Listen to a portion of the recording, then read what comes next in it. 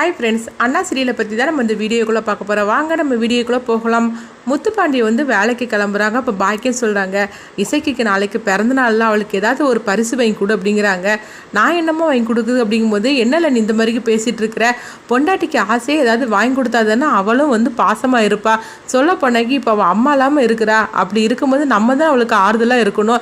இந்த மாதிரிக்கு நேரத்தில் தான் நீ அவளுக்கு ஆறுதலாக ஏதாவது செய்தேன்னா அவளும் சந்தோஷப்படுவாள் அப்படிங்கும்போது, அப்போ சவுந்தரபாண்டி இதை பார்த்துட்டு இருக்கிறாங்க. சில பேருக்கு தான் இந்த மாதிரிக்கு பொண்டாட்டி மேலே எந்த பாசமும் இருக்காது. வாழ்நாள் ஃபுல்லாக அது ஒரு ஜென்மமாக இருந்துட்டுருக்குங்க. நீ அப்படிலாம் இருக்காது அப்படின்னு சொல்லிட்டு சவுந்தரபாண்டி பற்றி சொல்லவும், சவுந்தரபாண்டி முறைச்சி பார்த்துட்டு இருக்கிறாங்க. அப்போ முத்துப்பாண்டி சொல்கிறாங்க, சரிம்மா நீங்கள் சொல்கிற மாதிரிக்கு நான் அவளுக்கு ஏதாவது வாங்கிட்டு வரேன் அப்படின்னு சொல்லிட்டு கிளம்புறாங்க. அடுத்து பார்த்தோம்னா சண்முகம் தான் வராங்க வீட்டுக்கு.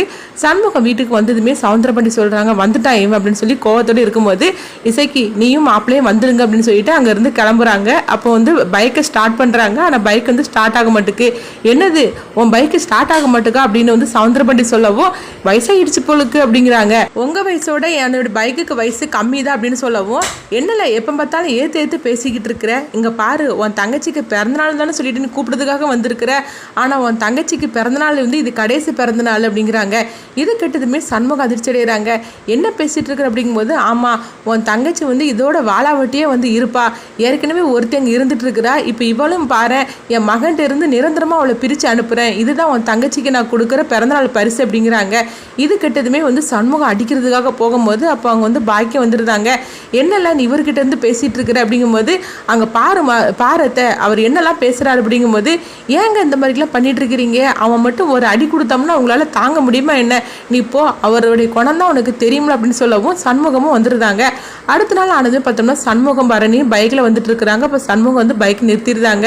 என்னடா என்ன ஆச்சு அப்படின்னு சொல்லி பரணி கேட்கும்போது, இல்லை நேற்றுக்கு இந்த மாதிரிக்கு உங்கள் அப்பா சொன்னார் அப்படிங்கவும், அது கேட்டதுலேருந்து எனக்கு மனசே சரியில்லை அப்படிங்கிறாங்க.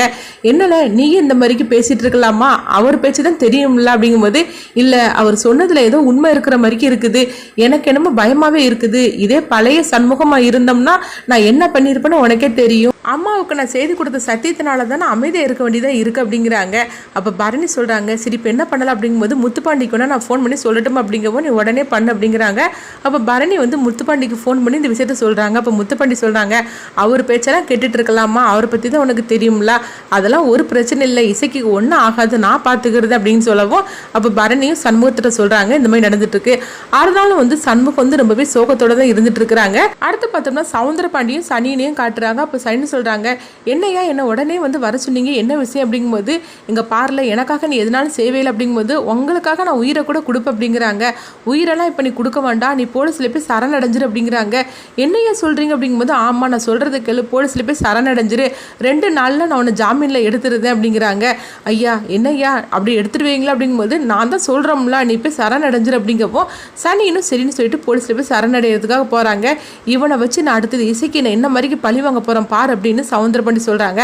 அடுத்து பார்த்தோம்னா சண்முகத்தை தான் காட்டுறாங்க. சண்முகம் ரொம்பவே சோகத்தோடு இருந்துட்டு இருக்கிறாங்க. இப்போ பரணி சொல்கிறாங்க, என்ன இன்னும் அதையே நினச்சிட்டு இருக்கிறே அப்படிங்கும்போது, ஆமாம் ஏற்கனவே ரத்னா வீட்டோடு வந்துட்டு இருக்கிறா, இப்போ இசைக்கும் வீட்டோடு வந்துட்டான்னா நம்ம குடும்ப மானமே போயிடும். உங்கள் அப்பாவை நினச்சா எனக்கு என்னமோ பயமாக இருக்குது, அவர் சொன்னார்னா கண்டிப்பாக ஏதாவது செய்வார் அப்படிங்கும்போது, நீ அப்பாவை பற்றிலாம் நினைக்காத, நான் தான் முத்துப்பாண்டிகிட்ட பேசிட்டோம்ல, நீ ஒன்றும் கவலைப்படாது அப்படின்னு பரணி சண்முகத்துக்கு ஆறுதல் சொல்லிட்டு இருக்கிறாங்க.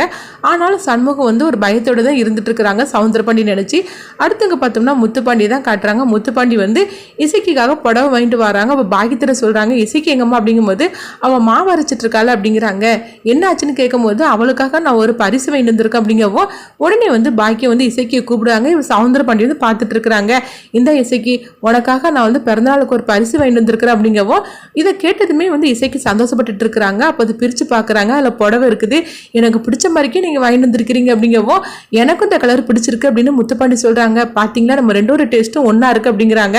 நாளைக்கு பிறந்த நாளுக்கு கோயிலுக்கு போகும்போது நீ இதுதான் உடுத்துட்டு வரணும் அப்படிங்கிற இதை சவுந்தரபாண்டி பார்த்துட்டு இருக்கிறாங்க. நாளைக்கு இந்த புடவையை நீ கட்டிட்டு வர, நீ எப்படி கட்டிட்டு போகிற பார்க்கலாம் அப்படின்னு சவுந்தரபாண்டி சொல்கிறாங்க.